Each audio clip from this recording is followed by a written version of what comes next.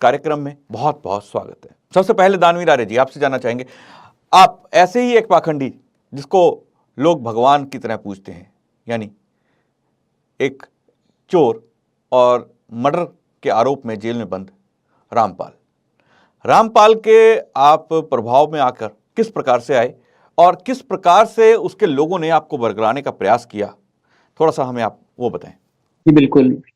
पहले तो सभी आर्य संदेश टीवी के दर्शकों को मेरा बहुत बहुत बधाई और शुभकामनाएं। सभी को सादर नमस्ते जी।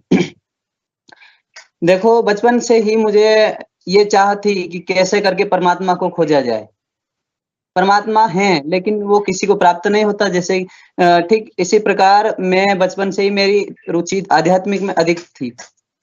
मैंने बहुत पहले, आज से मतलब 2015 से पहले, मैंने ये कबीरपंथी में जो भजन गाते थे तंबूर के जी, तो उसमें भी मैं गाता रहता था। 3 साल तक मैं उसमें गया हूँ। उसके बाद में लोगों ने क्या किया कि कबीरपंथ को छोड़ करके जो हमारे साथी थे उन्होंने ही रामपाल का ये पक्ष उद्धार कर लिया कि हरियाणा में एक परमेश्वर का जन्म हुआ है और बहुत अच्छा साक्षात परमेश्वर से का दर्शन करवाता है, तो सभी को चलना चाहिए। और वैसे मुझे भी बहुत बार बोला, मैंने बहाना बनाया, मेरे पास में पैसे नहीं है जाने के लिए।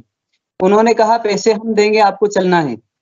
मैंने कहा कि देखो, मुझे नहीं चलना है, मुझे बस परमात्मा को खोजने के लिए कहीं जाने की आवश्यकता नहीं है। जहाँ हम रहते हैं वहां पे भी परमात्मा मिल सकते हैं। परमात्मा सर्वव्यापी होते हैं जी। तो नहीं गया और लगभग मैं जाने ही वाला था। उनकी मतलब परिश्रम इतना था उनका मेरे पर कि इनको कैसे भी करके ले जाया जाए, क्योंकि मेरा ध्यान बचपन से ही अध्यात्म की ओर ज्यादा था। तो दानवीर जी, वो किस प्रकार की बातें करते थे आपको अपने चंगुल में फंसाने के लिए? किस प्रकार से वो आपको ये बताने का प्रयास करते थे कि रामपाल भगवान है? किस प्रकार से आपको बरगलाते थे? रामपाल परमेश्वर हैं, भगवान क्या परमेश्वर हैं, और धरती पे आज तक उनके बराबर कोई नहीं आया। वो साक्षात परमेश्वर का दर्शन करवाने वाला है, ऐसा बोलते थे। और जब मेरा मन कुछ विचार करके लगा कि हाँ, हमको भी जाना चाहिए, ठीक इसी प्रकार 2015 में मुझे हमारे क्षेत्र में आयुर्वेद दल का शक्ति प्रदर्शन निकलता है शाही सवारी उत्सव के ऊपर। तो वहां पे मैं गया। वहां से गुरुजी हैं हमारे काशीराम आर्य अनल जी कानड़ से, मध्य प्रदेश आगरमालवा के, उन्होंने संपर्क में मैं आया और मैंने बोला गुरुजी हमारे गांव में भी व्यायामशाला हम आपको खोलना है। गुरुजी आए, उन्होंने व्यायामशाला शुरू करी। वहां से उन्होंने मुझे सत्यार्थ प्रकाश ग्रंथ दिया कि आप इनका स्वाध्याय करें, आपकी रुचि बहुत ज्यादा है अध्यात्म में। मैंने सत्यार्थ प्रकाश को पढ़ा। समझ लीजिए मैं विचलित रह गया कि ये ग्रंथ हमसे क्यों छूट गया था। एक बार मैंने उसको पढ़ा सत्यार्थ प्रकाश को, तो ऐसा लगता है मुझे कि बार बार पढ़ना चाहिए। उसके बाद 2016 में मैं सिंहस्थ जो कुंभ का मेला लगा था उज्जैन में, वहां पे आर्य समाज का पंडाल था बहुत बड़ा। वहां उस कार्यक्रम में मैं गया। वहां गया तो वहां से 11 सत्यार्थ प्रकाश में लेकर के आया और मैं खुद उनको स्वाध्याय करता हूं और सभी मित्रों को मैंने वितरित किया। और लगभग मेरे क्षेत्र में इन पाखंडियों की संख्या बहुत ज्यादा है। रामपाल के चेलों की संख्या बहुत ज्यादा है। और अभी मतलब मध्य प्रदेश के लोगों को आप आगर मालवा में यदि कोई हो तो सुन रहे होंगे। आगर मालवा में इनकी बिल्कुल नहीं चलती है। मेरे सामने मैं बोलता हूँ, अकेला ही काफी हूँ इनके लिए। और शास्त्रार्थ में दिन रात लगा रहता हूँ इनसे। मैं चैलेंज करता हूँ, आइए आप साबित कीजिए कि क्या सही है क्या गलत है। बिल्कुल। विकास जी, आपसे जानना चाहेंगे, जिस प्रकार से हम सुन रहे हैं, दानवीर जी बता रहे हैं कि एक छोटी सी टोली ने पहले भजन गाने आरंभ करे, फिर उसके बाद इन्हें धीरे धीरे बलगराना आरंभ किया। उन्हें ये पता चला कि इनका ईश्वर के प्रति, अध्यात्म के प्रति इनका झुकाव है, तो उन्होंने इनको एक तरह से अपना फसल के तौर पर कि इन्हें अगर हम फंसा लेंगे, इनको अपनी ओर कर लेंगे, तो युवा पीढ़ी को हम जल्दी फंसा लेंगे, क्योंकि इनके साथ के बहुत सारे दोस्त होंगे, मित्र होंगे जो इनके साथ होंगे, इनकी बात सुनते होंगे। जिस प्रकार से इन्होंने बताया कि मैंने पुस्तकें भी बांटी। आपको क्या लगता है कि रामपाल के जो लोग हैं ये किस प्रकार से टारगेट करते हैं लोगों को, आम व्यक्ति को, और क्या इनका तरीका रहता है? देखिए आदरणीय अमित जी, अभी दानवीर जी ने जो अपना अनुभव अपने जीवन के विषय में बताया, तो इससे ये भी पता लगता है कि कहीं ना कहीं ये पूर्ण रूप से जो है रामपाल के पंथियों के संपर्क में जो है फंस चुके थे, इन कबीर ढोंगी पंथियों के उसमें। क्योंकि ये जो भारतीय समाज है, भारतीय लोग, यहाँ पर अनेक प्रकार के मत हैं और नाना प्रकार के लोग जो है यहाँ पर अनेक मतों को मानने वाले हैं और समय समय पर ऐसे दुष्ट, पापी और पाखंडी रामपाल जैसे जो है बाबा भी उत्पन्न होते हैं जो समाज को बरगलाने का, धोखा देने का जो है कार्य करते हैं। तो जो इनकी टोली है, इन्होंने एक पूर्ण रूप से एक एजेंडा बनाया हुआ है कि चाहे किसी के पास धन ना हो, और इनका टारगेट ये रहता है कि जो गरीब निम्न वर्ग के लोग होते हैं वहां पर इनको टारगेट किया जाता है और ज्यादातर युवा पीढ़ी को ये लोग पकड़ते हैं। इनको ये रहता है अगर एक युवा यहाँ पर मिल गया तो उसके बाद वो बहुत सारे युवा लेकर के आएगा। तो सबसे पहले तो इस पाखंडी रामपाल ने जब इसकी शुरुआत की थी तो इसने जो है ये मत, कबीर मत में आया और धीरे धीरे अपने मत को इसने जो है बढ़ाना शुरू कर दिया, टोलियों को बढ़ाना शुरू कर दिया और ये ज्यादातर जो है महिलाओं को इसने अपने संपर्क में लेना शुरू किया, क्योंकि महिलाएं ऐसी होती हैं कि वे बिना कुछ सोचे समझे इनके उसमें फंस जाती है। और जब अशिक्षित लोग इनके संपर्क में आते हैं और वे फंस जाते हैं तो पढ़े लिखे भी जो है धीरे धीरे इनके संपर्क में आने लगते हैं। और ये दुष्ट इतना बड़ा पाखंडी था कि इसने पूर्ण रूप से जितने भी भारतीय ग्रंथ थे उनमें मिलावटें की और इसने कहा कि रामपाल का नाम जो है सर्वत्र है, रामपाल जो है परमात्मा है और रामपाल तुम्हें मुक्ति दिलाने के लिए आया है। और इस दुष्ट ने न जाने किस प्रकार से इन पर जो है अपनी छाप छोड़ दी और जितने भी हमारे धार्मिक ग्रंथ है, ऋषि मुनियों की देन है, आर्ष ग्रंथ है, उन सब का जो है इसने गलत अर्थ निकाला, क्योंकि ये व्याकरण पढ़ा लिखा नहीं है, क्योंकि ये शिक्षित पूर्ण रूप से गुरुकुल के हिसाब से ये शिक्षित नहीं है, संस्कृत का इसको ज्ञान नहीं है। तो इसने जो समझा अपने मुंह में उसको जो है इसने उसका उत्तर देना शुरू कर दिया और अपनी टोलियों को इसने पूर्ण रूप से धन के द्वारा जो है कहा कि सबको लेकर के आओ, क्योंकि पढ़े लिखे और अशिक्षित लोग भी वहां पर चढ़ावा चढ़ाते हैं और ऐसे पाखंडी दुष्ट रामपाल जो है समाज में फिर अपना पैर जमा लेते हैं, अपना डेरा बना लेते हैं और दिखा देते हैं समाज को कि हम जो है परमात्मा है, हम तुम्हें जो है मुक्ति दिलाने आए हैं, हम जो है बंदी छोड़ रहे हैं। तो ऐसे दुष्टों से हमें सावधान रहना चाहिए, सजग रहना चाहिए। ये लोग अपना एक तरह से वर्चस्व बनाने का प्रयास करते हैं, बिजनेस बनाने का, इन्वेस्टमेंट करते हैं लोगों पर। जैसा कि अभी दानवीर जी आपने बताया कि ये आपको इन्होंने कहा कि हम आपको धन देंगे, वहां जाने के लिए किराया देंगे, आने जाने का खर्चा देंगे और आप चलो हमारे साथ। आपसे एक चीज़ और जानना चाहेंगे, क्योंकि आपने इनको बहुत ही नज़दीक से देखा, इनके लोगों को, उन लोगों को देखा जो मध्य प्रदेश के क्षेत्रों में, दूर दराज के क्षेत्रों में कार्य कर रहे हैं, इनके लिए एक तरह से मार्केटिंग का कार्य कर रहे हैं। तो आपसे ये जानना चाहूँगा कि आज भी रामपाल जेल में है और इसके ये जो गुर्गे हैं वहाँ पे सक्रिय हैं, तो ये किस प्रकार से लोगों को बरगलाते हैं, क्योंकि लोगों को दिखता नहीं कि रामपाल तो जेल में है। जी, ये लोग क्या करते हैं, एक तो फ्री में वो जो जीने की राह पुस्तक देते हैं लोगों को और भोली भाली जनताओं के बीच में जाकर के कहते हैं कि आप अभी तक भटक रहे हो, आपको शास्त्र का सही ज्ञान नहीं मिला है। इसके लिए संत रामपाल जी महाराज ने हरियाणा में अवतार लिया है, कबीर का अवतार लिया है और वही परमेश्वर हैं। एक बार आप इस पुस्तक को जरूर पढ़ें, उसके बाद में आपको सही पता चल जाएगा। आपने पुस्तक पढ़ी? मैंने पढ़ा, ये पुस्तक मेरे पास में है और मैं बताऊंगा इसकी सच्चाई भी इसके अंदर क्या है। जी बताइए। जब मैंने पुस्तक को पढ़ा जीने की राह को, तो मैंने सोचा वाकई में ये जीने की राह नहीं है, मरने की राह है। इसको जो पढ़ेगा उसको तो समझ लो उनका जीवन व्यर्थ गया, इसमें तो समय देना बिल्कुल व्यर्थ है। जैसे कि इसी पुस्तक के मैं बताता हूँ, अभी पेज नंबर 206 पर जीने की राह जो पुस्तक है, इसके नंबर 206 पे रामपाल खुद लिखता है कि राधा कृष्ण की प्रेमिका थी, राधा कृष्ण की प्रेमिका थी और बहुत गलत चीजें इसने लिखी है इसमें कि वो छुप के बरसाना से भगवान कृष्ण को मिलने जाती थी।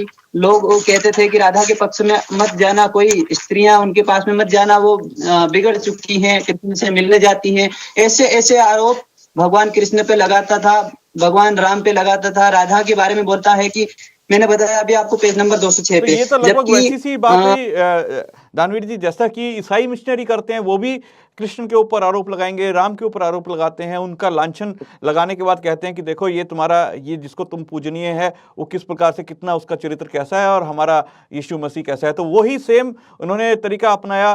केवल और केवल उसका यही लक्ष्य है कि कैसे भी करके सनातन धर्म को नष्ट किया जाए और बस उसी का एजेंडा चलना चाहिए। वो वहाँ सत्संग सुनने के लिए जो आते थे भक्त, उनसे फीस लेता था रामपाल। मतलब हर जगह पैसे कमाने का भी उसके पास में बहुत अच्छा ये मिल गया था उससे, कि भक्तों के द्वारा पैसा भी कमाया जाए और ये उसका एजेंडा भी चलता रहे। मैं बोल रहा था कि वो राधा के विषय में बोला था उन्होंने, तो उसमें ब्रह्मवेद पुराण प्रकृति खंड अध्याय 49 श्लोक नंबर 35, 36, 37 और 40, 47 के अनुसार राधा श्री कृष्ण की मामी थी, क्योंकि उसका विवाह यशोदा के भाई रायन से हुआ था जी।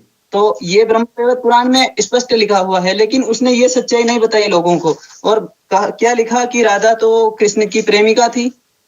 तो इतना बड़ा पाखंड हर ग्रंथ में उसने बहुत बड़ा पाखंड छुपा रखा है। और तो और परमात्मा को बताया कि मैं ही परमात्मा हूँ। अच्छा, मैं कबीर का जब आप उसके, आपने सत्यार्थ प्रकाश पढ़ी तो उसके जो ये जो गैंग था जो लोगों को बरगलाने का कार्य आज भी कर रहा है, तो कभी उनसे आपका संपर्क दोबारा हुआ? क्या आपने उनसे बात करी? क्या वाद विवाद आपने करा कि ये जो आपने मुझे बताया था वो ऐसा तो नहीं है? बहुत बार हमारी चर्चाएं होती रहती हैं, लेकिन फोन कॉल के द्वारा, मैसेंजर के द्वारा ऐसे होती रहती हैं, सामने नहीं आए अभी तक। मैंने बोला है कि यदि आप रामपाल को सत्य, रामपाल या कबीर परमेश्वर बताते हैं, इसको अगर शास्त्रों के अनुसार परमात्मा साकार है ये भी बताते हैं, वो शास्त्र के अनुसार यदि आपने सत्य साबित कर दिया तो आप कहेंगे वो मैं स्वीकार करने के लिए तैयार हूं। लेकिन आज तक वो नहीं आए मेरे सामने। मेरे पास में ऐसे बहुत सारे प्रमाण हैं कि मैं बता सकता हूं परमात्मा निराकार है।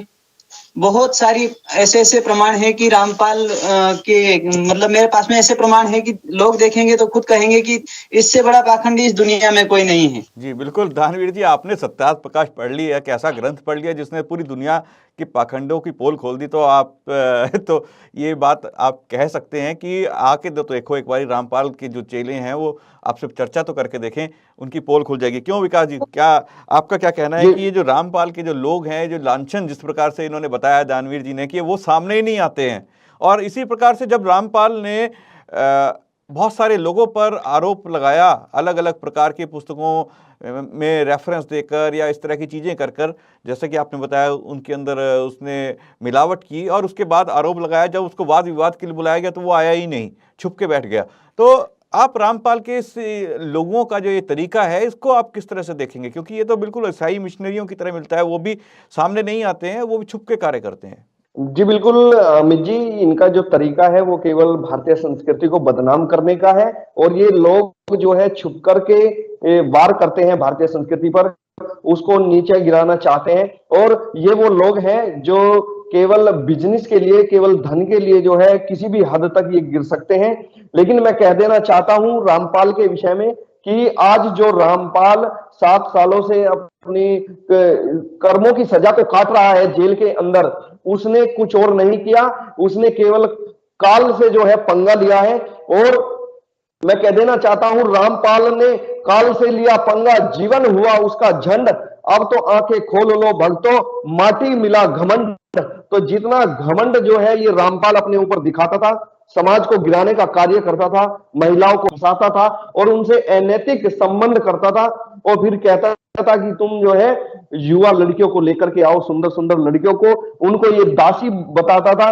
और जिस कबीर ने जीवन भर जो है पाखंड का विरोध किया, उसी को इसने गिराने का कार्य किया है, और उसके सारे कार्य को मिट्टी मिला दिया और स्वयं को जो है अवतार घोषित कर दिया। इस मूर्ख को ये नहीं पता कि परमात्मा तो सब जगह व्यापक है, परमात्मा जो है न्यायकारी है, दयालु है, अजन्मा है, अनंत है, निर्विकार है, सर्वाधार है। और उस परमात्मा के विरुद्ध ये गया, वेदों के विरुद्ध ये गया, और जो परमात्मा और वेदों के विरुद्ध जाएगा उसका यही हास्य होगा। क्योंकि अवश्य में भोक्तव्यम कर्म शुभाशुभम, कर्मों का फल तो जो है अवश्य मिलता है।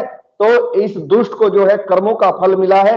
अभी तो इसको यहाँ की अदालत ने इसको कर्मों का फल दिया है, आगे जो है परमात्मा अन्य भोग योनियों में डाल करके इसको जो है अलग प्रकार से दंड देगा, और इसको जो है नीच गति प्राप्त होगी, क्योंकि इसने संपूर्ण मानव हित के खिलाफ जो है ये गया है, मानवों का जो है इसने अहित किया है और अपना दुष्टता और पाखंडता का जो है इसने विस्तार किया है। तो ऐसे दुष्ट को इसी प्रकार की सजा मिलनी चाहिए। जी दानवीर जी, आपसे जानना चाहेंगे, जब आपने सत्यार्थ प्रकाश पढ़ी उसके बाद आप का लगाव आर्य समाज के प्रति हो गया, महर्षि दयानंद के जो विचार थे वेदों की प्रति हो गया, आपने उनका भी अध्ययन किया।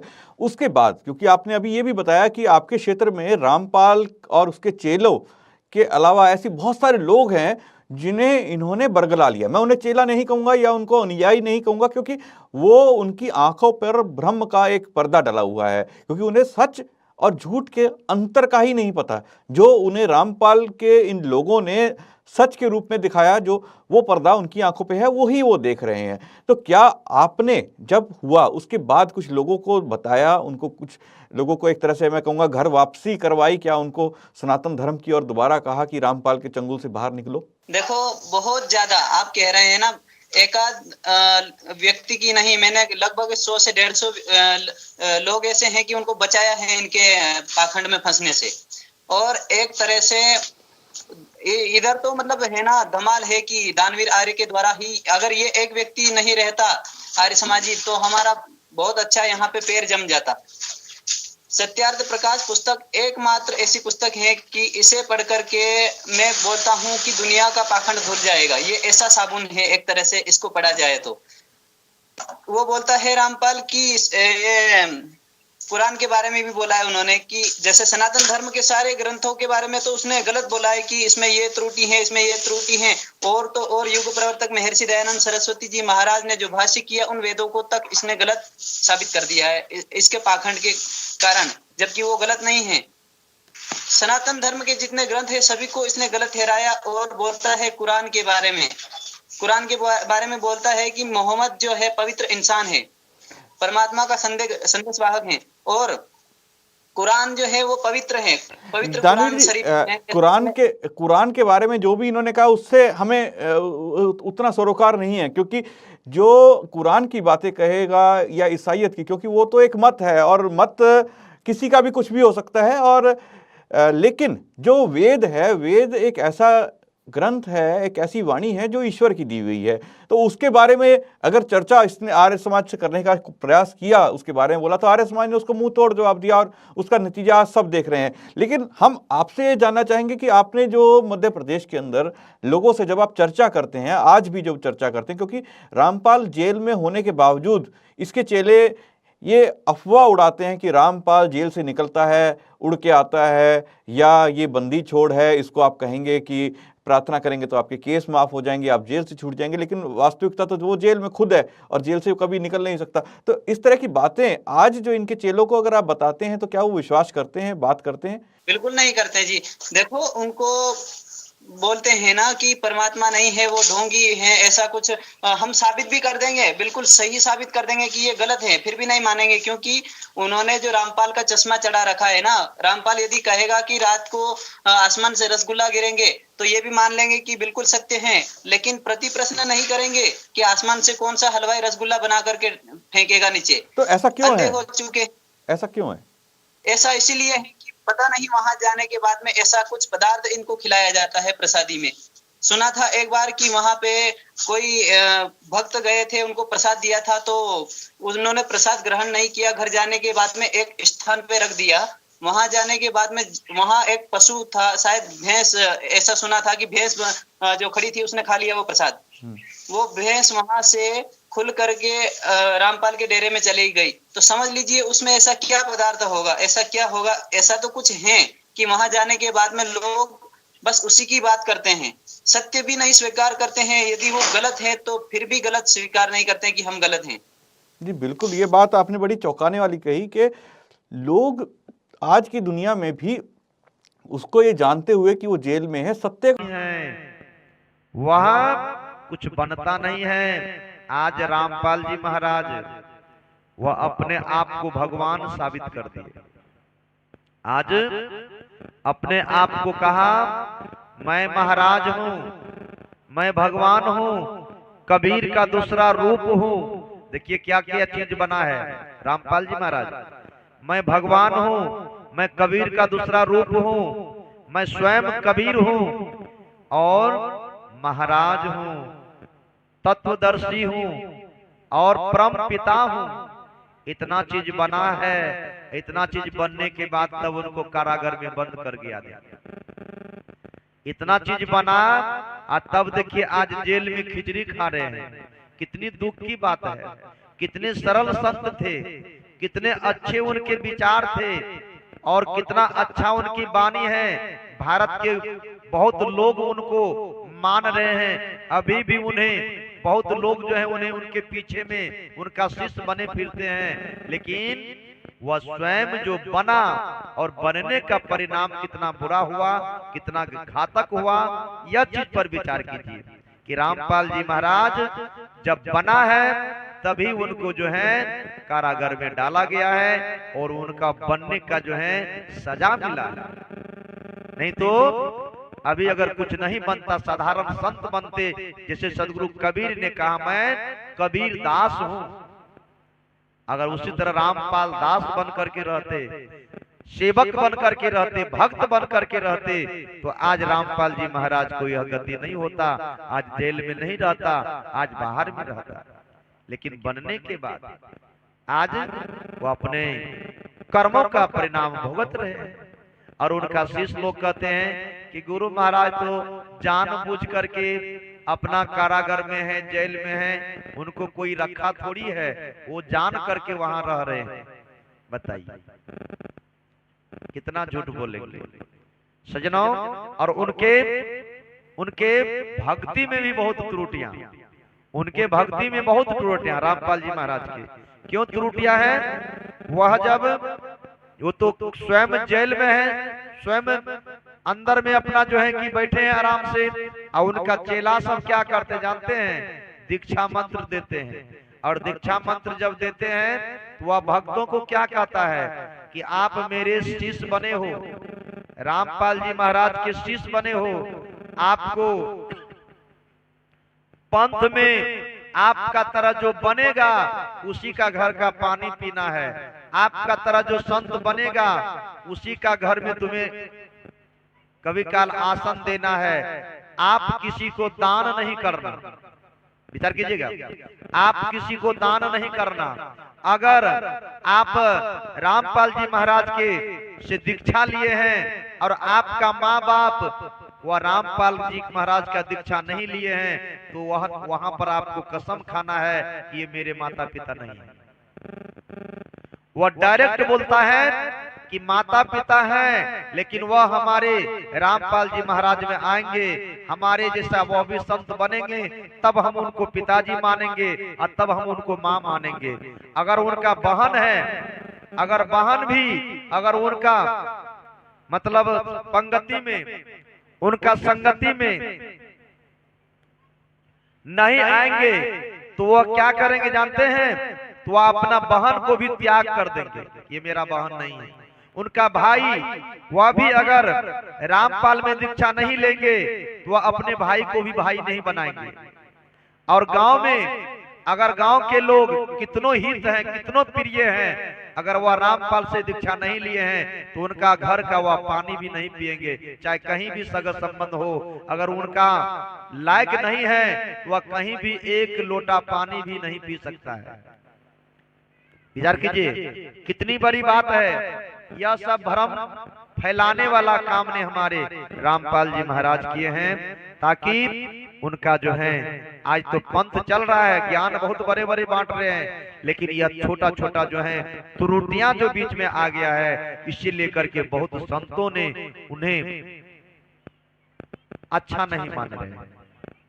सजनों, संत हैं, पंथ चला रहे हैं, आप अपना पंथ पंथाई को अलग किए हैं, बहुत अच्छा किए हैं, कबीर का नाम का गुणगान कर रहे हैं, बहुत अच्छी की बात है। लेकिन यह थोड़ी थोड़ी त्रुटियां जो आप कर रहे हैं, यही त्रुटियां का कारण जो है आपका समाज में बहुत लोग जो है आपसे रूठे हुए हैं। जैसे हम लोग कबीरपंथी जो 600 बरस 650 बरस पहले से आ रहे हैं, उन्हें देखिए, उनमें और वह रामपाल जी महाराज के शिष्य में पंथ में बहुत फर्क है। हम लोग राम कृष्ण को भी मान लेते हैं, उनको भी मानते हैं।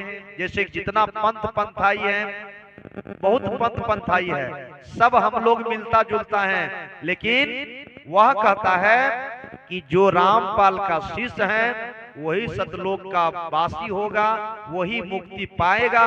इसके अलावा जितने भी शिष्य इधर, जितने भी पंथ पंथाई है, इनमें से कोई मुक्ति पा नहीं सकता, कोई जो है भक्ति प्राप्त कर नहीं सकता। बताइए, सब बात बोलने योग्य है? लेकिन वह बोलता है, सीना तान करके बोलता है कि जो मुक्ति हमारे पंथ में है वह किसी मत में, किसी पंथ में नहीं है, और जब तक हमारे पंथ में नहीं आइएगा तो आप मोक्ष गति को प्राप्त नहीं कीजिएगा। इतना मैं कितने संतों के, रामपाल के शिष्य के मुख से मैंने सुना है, और हमें भी कितना बार ठोकर दिया है कि आप लोगों को मुक्ति नहीं मिलेगा, आप लोगों को परमात्मा के दर्शन नहीं होंगे, आप लोग वैसा भक्ति नहीं कर रहे हैं जैसा भक्ति हम लोग कर रहे हैं। बोलिए, बोलिए सदगुरु कबीर साहिब की। आइए मैं छोटा सा शब्द रामपाल जी महाराज के ऊपर रखें, और कहीं भी त्रुटियां होंगे तो क्षमा करेंगे। बोलिए सदगुरु कबीर साहिब की जय।